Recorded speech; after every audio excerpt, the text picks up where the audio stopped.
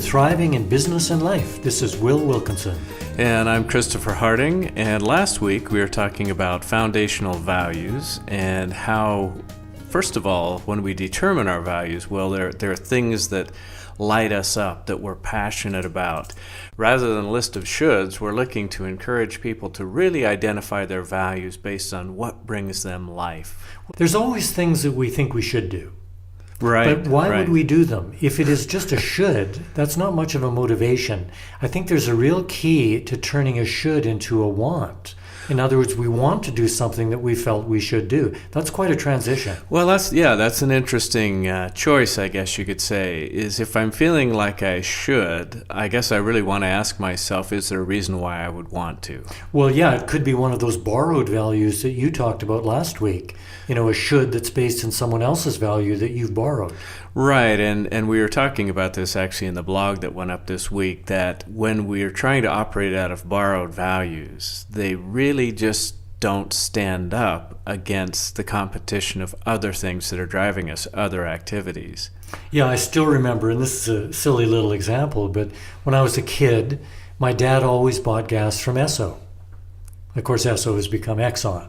Right. I noticed that as I grew up, bought a car, began driving, I would pretty typically go and get my gas from Esso. Right. And one day I said, well, why do I do this? It's not the cheapest gas. It's not the best gas. It was a borrowed value. I did it because my dad did.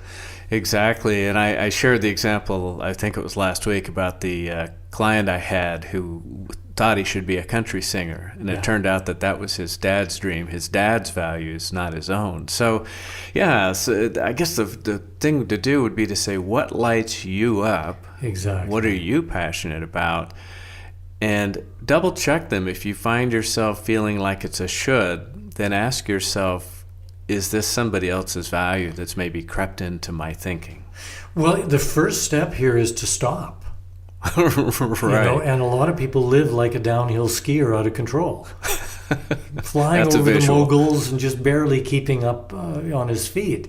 So to stop and say, wait a minute, I'm doing a little time out on myself and asking what I call the most dangerous question, also potentially the most valuable question in the world, which is simply this. If I wasn't doing this already, would I choose to do it today? Right. We covered that a bit last time. And so that's a great question to come back on. And I wanted to touch base with you because we're going to get a little bit into an exercise we call the birth and death line. Sounds kind of like ominous, but it's actually a really great exercise. We should have some sound effects that come in at this point, kind of like the Jaws soundtrack. Dum, dum, dum, dum, dum, dum. Really. That would really encourage our listeners to stay with us. Well, wait a minute. I think we'll try something different. Yeah.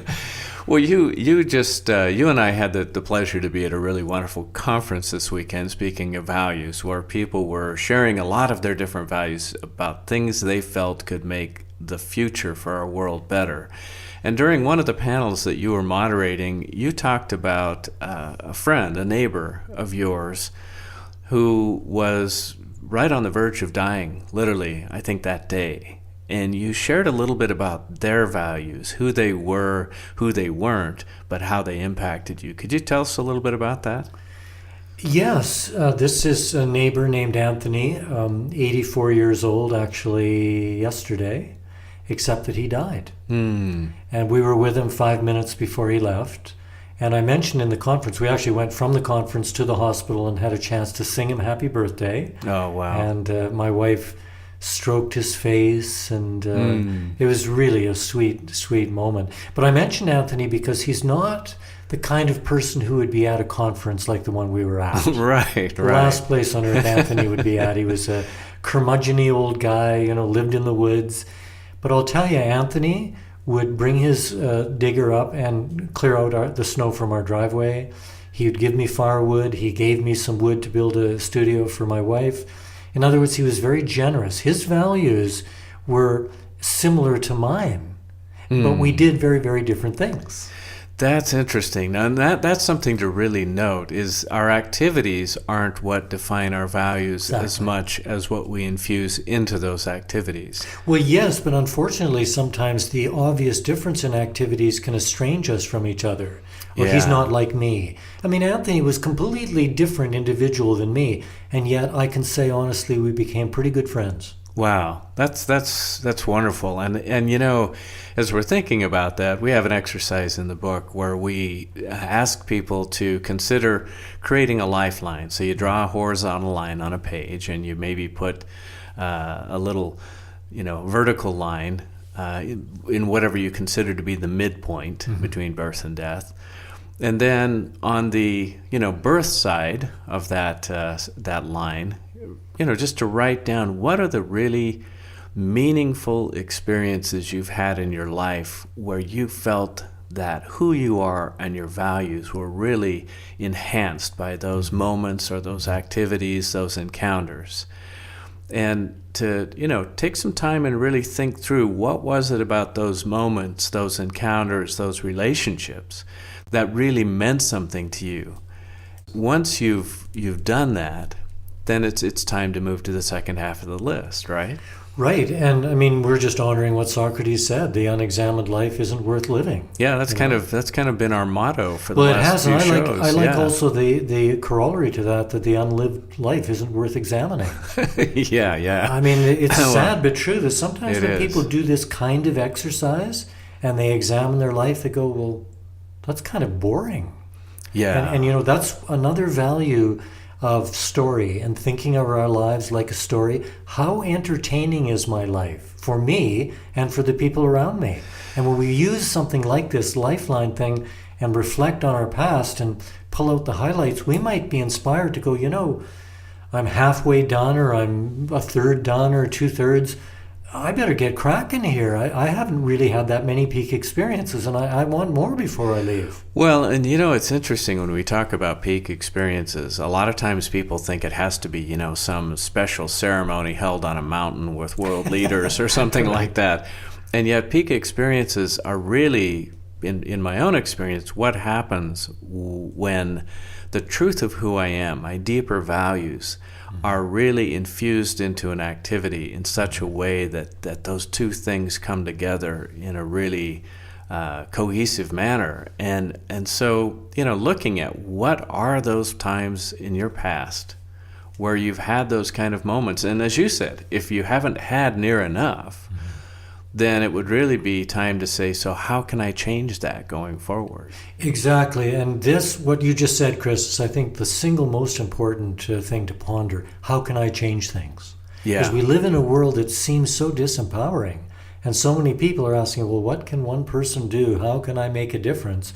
To come to the point of realizing I can be 100% responsible for creating my life from this point forward. Now, there's all kinds of influences. Circumstances make a huge difference. My genetics make a difference. My relationships do. However, the moment I accept 100% responsibility, then I'm a causative agent. I would submit the primary causative agent in my life as it develops. Well, let's take a couple of examples we've shared before. When you and your wife, Tashina, got word that she had cancer, that's a pretty big moment. And it would really be easy to have fallen victim to that circumstance and allowed it to basically change your life in a really negative way.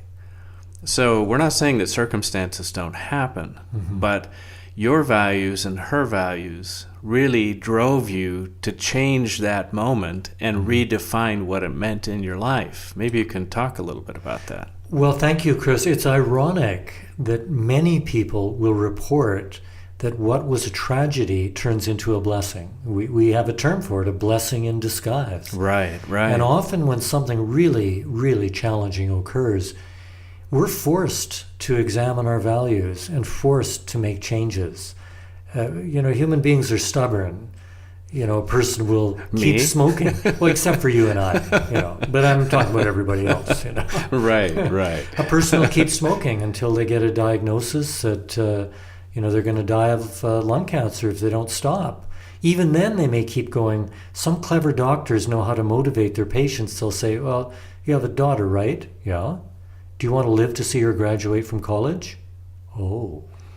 And suddenly there's something that motivates them to change of behavior. They realize they have a value, which is they love their daughter. They want to be there for her. Yeah. In the case with Tashina and myself, when she got a pretty devastating health diagnosis, we were forced to confront our mortality. Right. Yeah. You know, and we took every step we could to revive her health. She's doing very well now. We're thrilled and very grateful about that. But we haven't lost our sense of urgent commitment, not only to being healthful and making healthful choices, but to savoring every single moment. Yeah. Every moment is precious. When you realize that those moments are like grains of sand, they're running out, then it's way beyond seizing the day.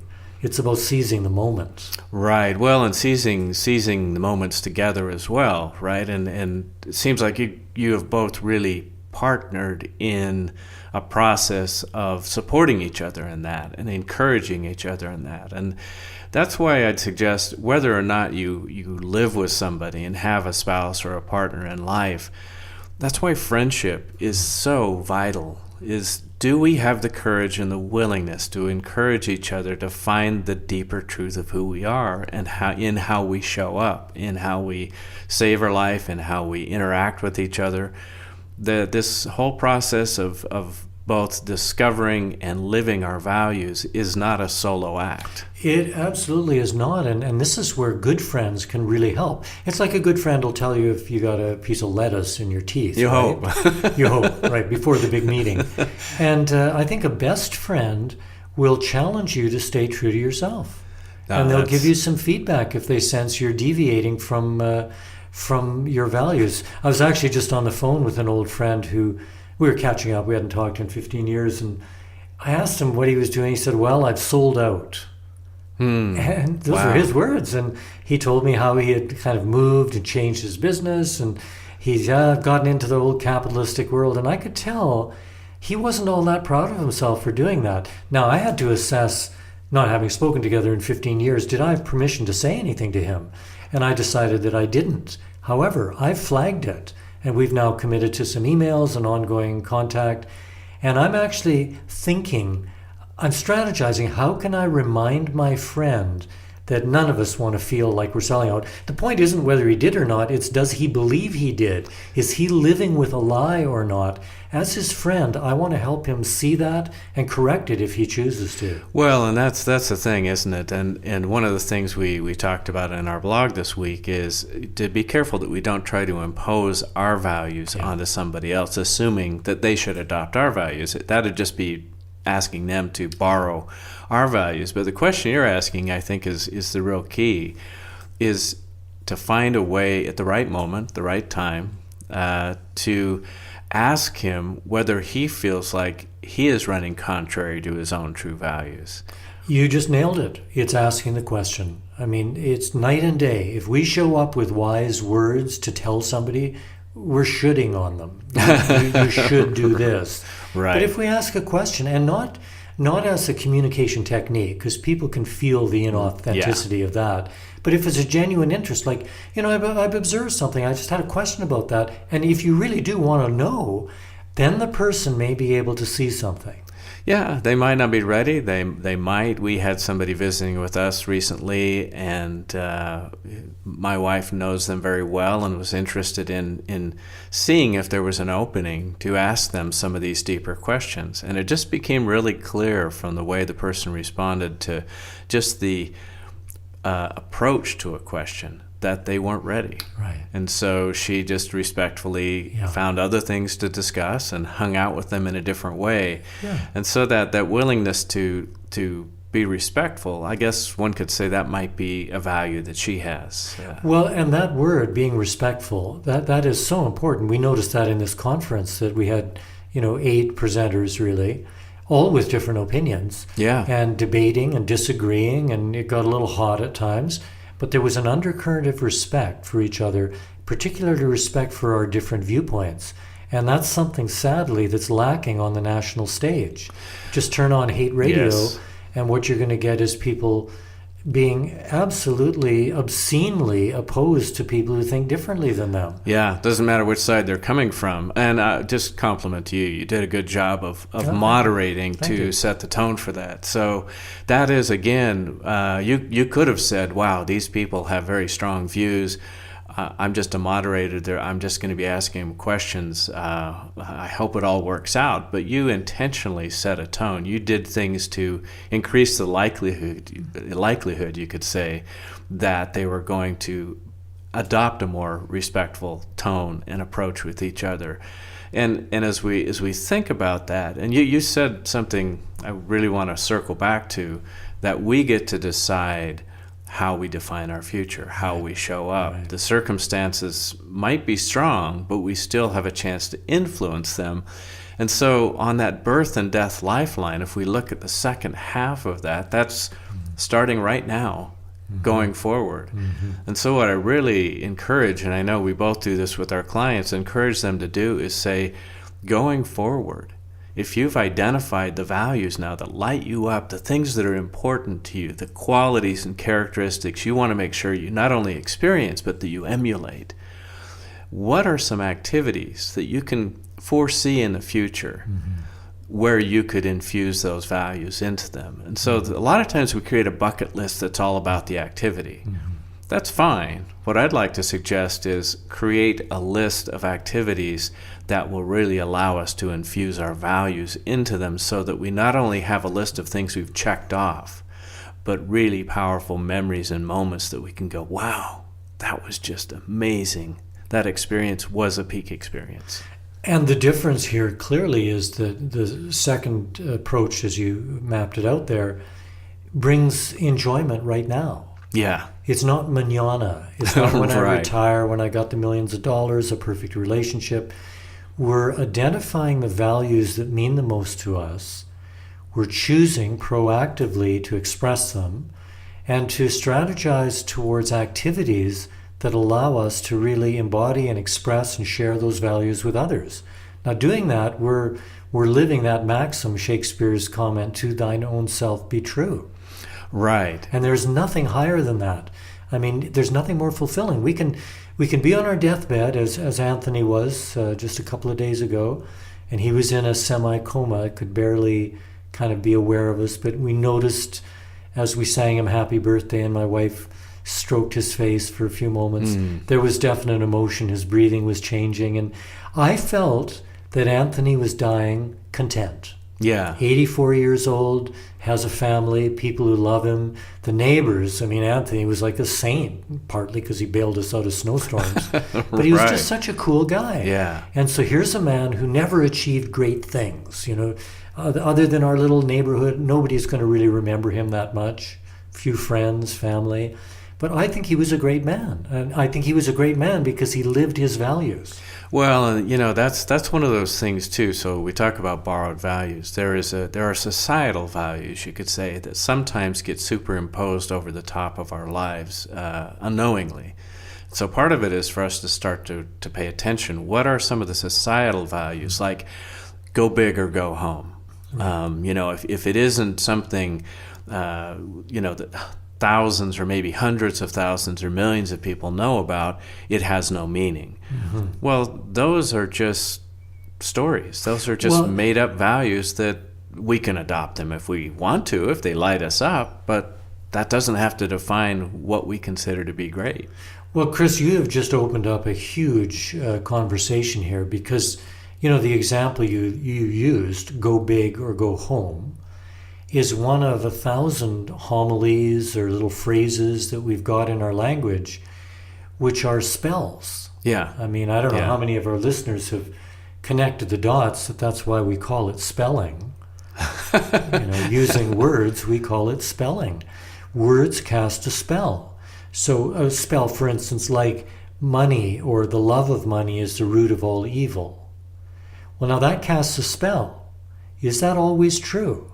So the point here is to examine things for ourselves.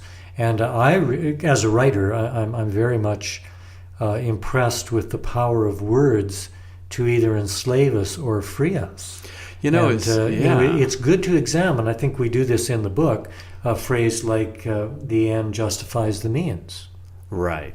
Well, let's look at that. The end justifies the means. Okay. Well, what means might I employ to reach an end that I justify as valuable? This is how people murder.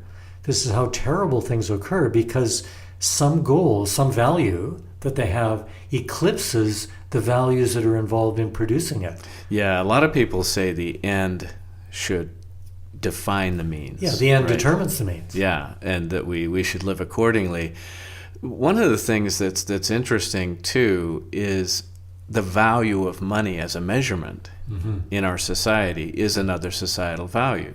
So if it's not making a certain amount of money, it doesn't have real value. And I've watched people who are either clients or friends of ours who've really struggled with the fact that they're doing something deeply meaningful in their life and in the lives of others, and yet they're feeling ashamed or kind of down about it because it isn't making a particular amount of money that they had as a target. And so, it's one of those things where, we really need to pay attention to where did that story about money being a measurement tool for success, where did that come from? And maybe that's true for me, maybe it's not, but to make sure that that's my value, that it lights me up. Yeah, you're owning your own values. Right. I think that's really the key to accepting each other. If I'm owning my values and I'm conscious of that, well, I'm going to appreciate that other people may be doing that as well. Well, so here's a question, Will, that comes up around that, and we've both experienced this with companies or individuals we've worked with. What happens if your values collide with someone else's values? What is it that one could or would want to do about that, if anything? Look for the third thing. There's you and your values, there's me and my values. What happens when the two of us get together? Is it conflict or is it alchemy? Right. Now a magician, a wizard, a good wizard, or a apothecariist, if that's the word, apothecarian, mixes, or a cook, a chef. They take all kinds of ingredients that are very different from each other. They mix them together, add a little bit of heat often, and produce like a good soup or a cake or something. So in our relationships, when there are differences in values, why not think of it like cooking? I like that. That's a great analogy. One of the other things that I've found a lot of times that helps too is we may have 4 values that don't align and one that does. Let's focus on the one that does. Exactly, and it reminds me of one of my favorite business books, Getting to Yes, by Bill Fisher and Roger Fisher and Bill Urey, where they negotiate by starting with the one thing that we can agree on. Right. So we agree maybe that no children should starve. We agree on that. Well, now, how do we get there? We may be wildly in disagreement about the means of getting there, but if we agree on one value, it's a shared value now that we want our children to be well fed, suddenly we've got a foundation to build on. If we do not start with some kind of shared value, this is such an important point, we're going to be in conflict. We're going to be horse trading, negotiating, compromising, and nobody likes that. But if we start with a value we share and then inch towards other values that we begin to share, it's a whole different thing.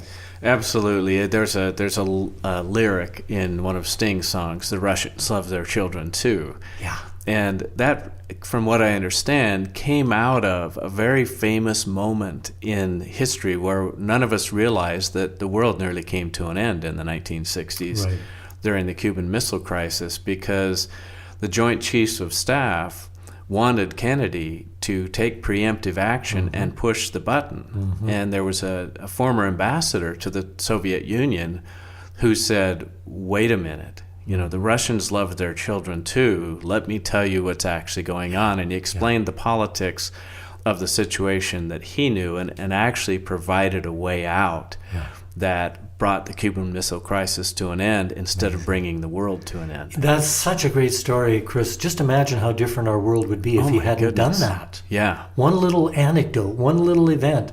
And it's reminding me, I knew a young man in Harvard who was part of the team that was working on the SALT negotiations way back then. And he told me, true story, they were deadlocked. They were working on nuclear disarmament, proliferation, etc.